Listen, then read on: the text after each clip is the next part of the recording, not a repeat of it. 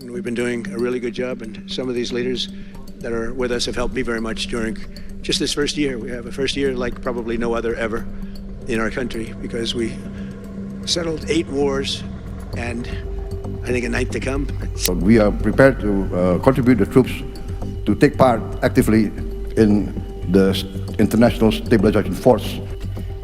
Amerika begitu narsistik menganggap bahwa apa yang dilakukannya ini akan menjadi solusi untuk Gaza. Karena sejatinya mudah untuk membongkar kebusukan Port of Peace ini. Ini didominasi oleh Amerika, ini mengabaikan lembaga internasional yang lain termasuk PBB, maka ini akan memonopoli apa yang dinamai sebagai perdamaian sesuai dengan tafsir Amerika.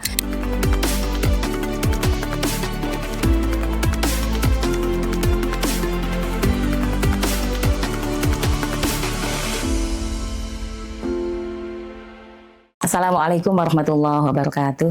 Alhamdulillah wassalatu wassalamu ala Rasulillah wa ala alihi wa ashabihi wa mawalah wa la haula wa la quwwata illa billah, amma ba'du.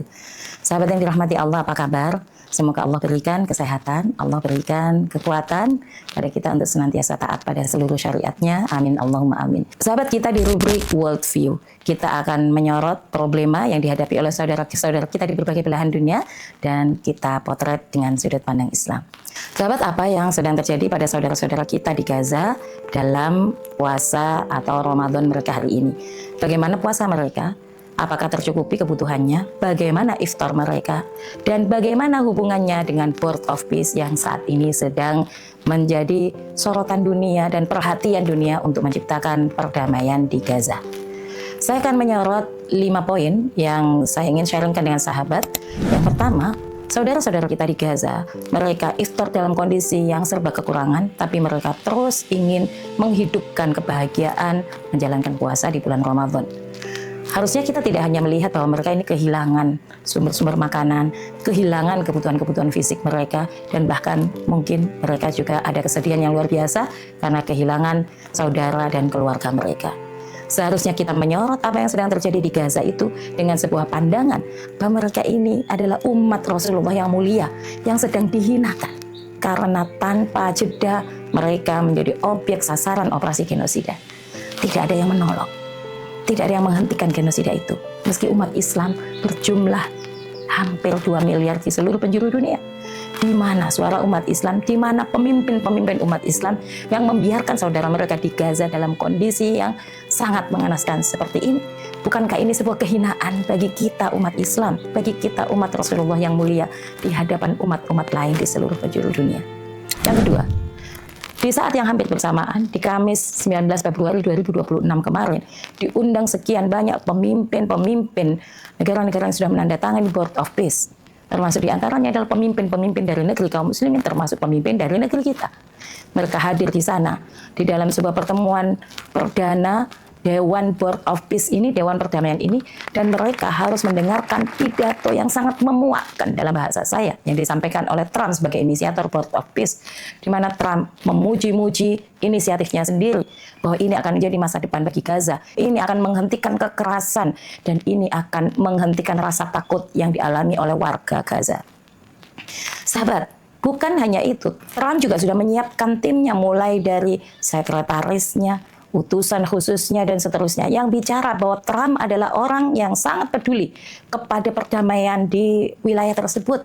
Trump adalah orang yang sangat antusias dan penuh emosional menerima para keluarga tawanan yang dibebaskan. Ada ratusan keluarga tawanan yang dibebaskan, dan setiap kali Witkoff memberikan informasi kepada Trump, maka Trump menerima informasi itu dengan penuh keharuan dan memberikan kesempatan kepada keluarga korban untuk bertemu dengan Trump meski tanpa ada jadwal khusus. Ini adalah sebuah pidato yang sangat memuakkan, yang menggambarkan bahwa Amerika begitu arogan, Amerika begitu narsistik menganggap bahwa apa yang dilakukannya ini akan menjadi solusi untuk Gaza. Bukankah justru di situ kita bisa menyaksikan solusi yang dimaksud adalah solusi untuk mereka tawanan-tawanan entitas Zionis, untuk entitas Zionis yang terus dibela habis-habisan oleh Amerika dengan bermacam-macam cara. Bukankah kita sudah menyaksikan di pidato perdana ini saja demikianlah yang terjadi. Dan di dalam pertemuan perdana itu, Trump juga memuji-muji negeri-negeri kaum muslimin, Indonesia, Maroko, dan negeri-negeri lain karena turut mendukung Board of Peace dan bahkan turut berkontribusi. Bahkan juga turut di dalam pasukan ISF, yaitu pasukan yang dimaksudkan khusus untuk melakukan perlucutan senjata terhadap saudara-saudara kita yang masih melakukan perlawanan di Gaza. Meski tidak dikemas dengan kalimat yang lugas seperti itu. Dikemas dengan kalimat bahwa pasukan ini akan menciptakan situasi transisi di mana aman. Dan bahkan dari negeri kita juga sudah menyatakan bahwa pasukan Indonesia yang turut terlibat di sana itu akan memastikan bahwa keberpihakan ISF adalah untuk Gaza dan kaum muslimin. Apakah kita percaya kepada statement itu? Yang ketiga, sedang terjadi sebuah upaya yang sistematis untuk menggiring opini mendukung Board of Peace secara lokal maupun internasional. Dan juga sedang terjadi upaya penyesatan opini. Penyesatan opini yang dilakukan secara masif oleh berbagai pihak tentang apa yang sedang terjadi di Gaza dan tentang Board of Peace itu sendiri. Mari kita saksikan apa yang disampaikan oleh Dr. Ali Saad. Ini adalah perwakilan resmi yang ditunjuk dengan dukungan Donald Trump untuk mengurus administrasi Gaza dalam proses rekonstruksi setelah Board of Peace. Dr. Ali Saad itu juga menyampaikan pidatonya. Dia katakan bahwa dalam 1 pekan ke depan, pintu-pintu perbatasan akan dibuka. Dan ini bukan hanya pintu perbatasan bagi warga Gaza. Ini adalah masa depan. Artinya dia sedang membangun sebuah opini bahwa apa yang dilakukan melalui Board of Peace benar-benar memberi masa depan, akan menghentikan blokade yang sudah terjadi puluhan tahun terhadap Gaza. Apakah kita percaya dengan apa yang disampaikan? Begitu pula dia sampaikan pidato untuk umat Islam, khususnya untuk saudara-saudara kita di Gaza. Anda semua sudah terbukti memiliki ketangguhan yang luar biasa menghadapi situasi krisis berpuluh tahun. Karena itu Anda harus segera move on. Rancangan yang dibuat dengan Board of Peace ini, jangan tengok-tengok masa ke belakang, yaitu mungkin kegagalan-kegagalan dari perdamaian-perdamaian sebelumnya. Yakinlah bahwa ke depan Anda akan segera dibangunkan rumah-rumah yang baru, sekolah maupun rumah sakit yang baru, yang memastikan juga tidak akan ada lagi rasa takut dan operasi genosida di sana. Dia tidak mengatakan ada operasi genosida, tapi dia memastikan bahwa tidak ada lagi konflik-konflik dan tindakan-tindakan kekerasan.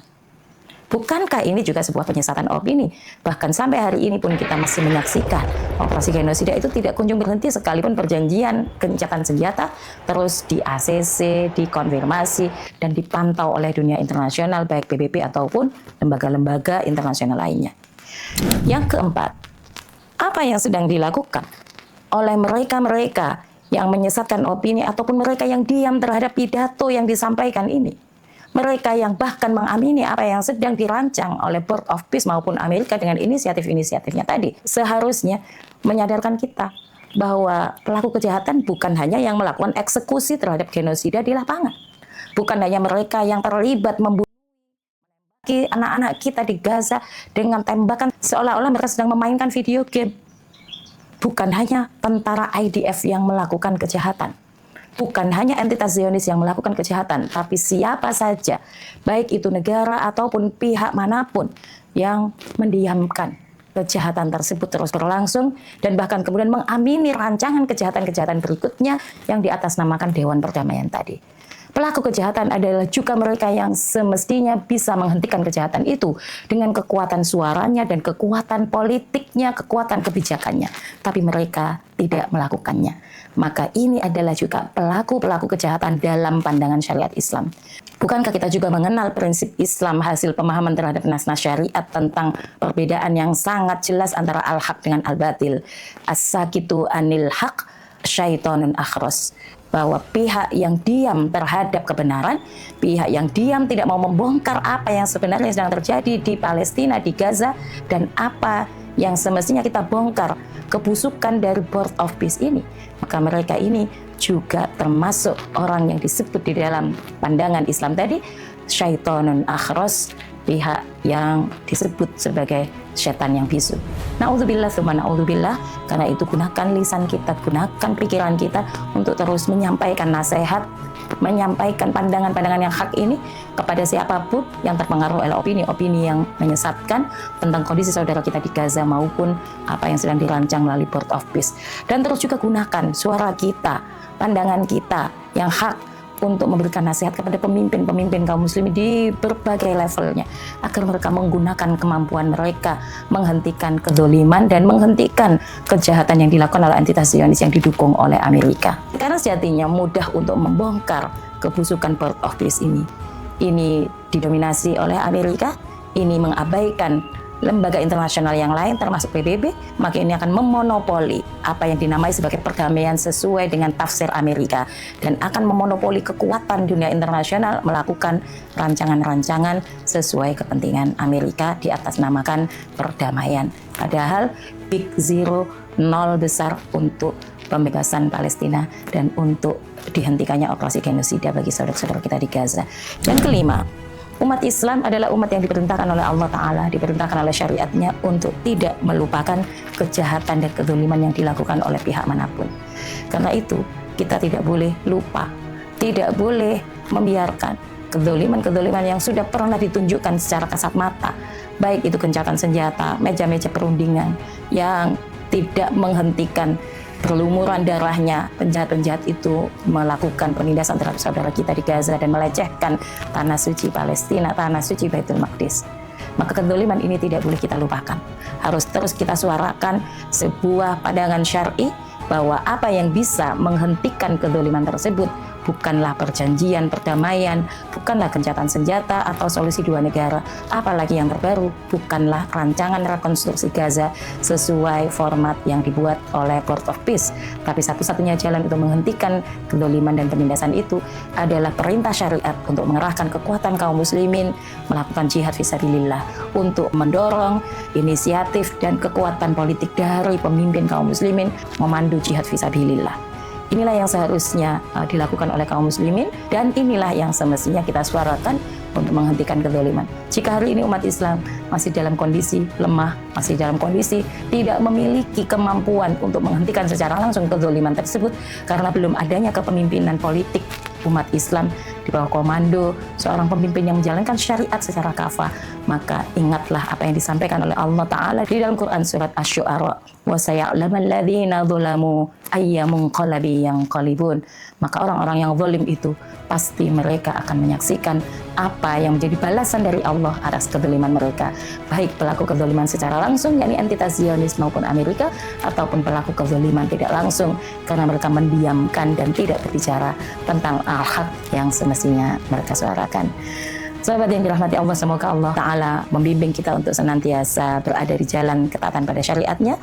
Semoga Allah tolong kaum muslimin dengan kembali hadirnya kepemimpinan politik Islam, kembali dipraktekkannya syariat Islam secara kafah, dan kembali diwujudkannya dzirwatu sanamil Islam, syariat jihad fisabilillah dengan komando pemimpin kaum muslimin. Alafu minkum ihdinas siratal mustaqim. Wassalamualaikum warahmatullahi wabarakatuh.